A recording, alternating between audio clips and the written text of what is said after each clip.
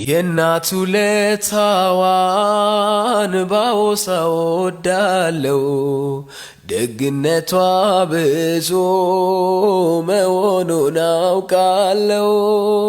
ወላጅ እናት እኮ ፍጹም በመንፈሷ ልጇን ትወዳለች አብልጣ ከራሷ።